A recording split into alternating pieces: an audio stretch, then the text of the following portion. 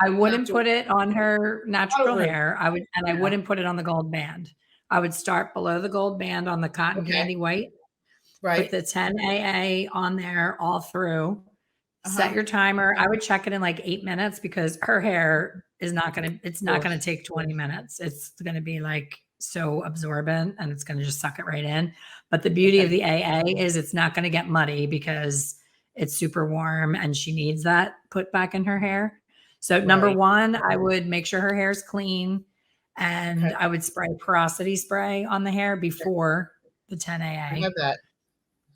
So spray that on there really well, put the 10A on and keep wiping the color. I would say start checking it after 5 minutes and really wipe it off with a white paper towel so that you see Okay. if it did enough because you don't want to panic. It's going to look like, sweet and sour sauce on the hair. You're going to panic and think she's going to be bright orange, but trust me, she's not going to be. It's Okay. going to suck up quick, but not be a bad result. So I would do that first on Okay. all the cotton candy stuff. And then after that, I would probably do a little bit of a root shadow to like blur out that gold band and give her a little bit of Right. root on purpose.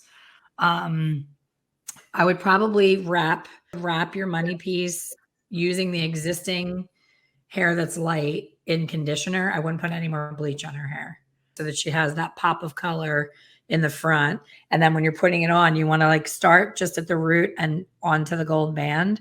And then as Okay. it's sitting there, you want to just keep combing it down a little bit unevenly around that teardrop section so that it starts bringing Right. some dimension in there.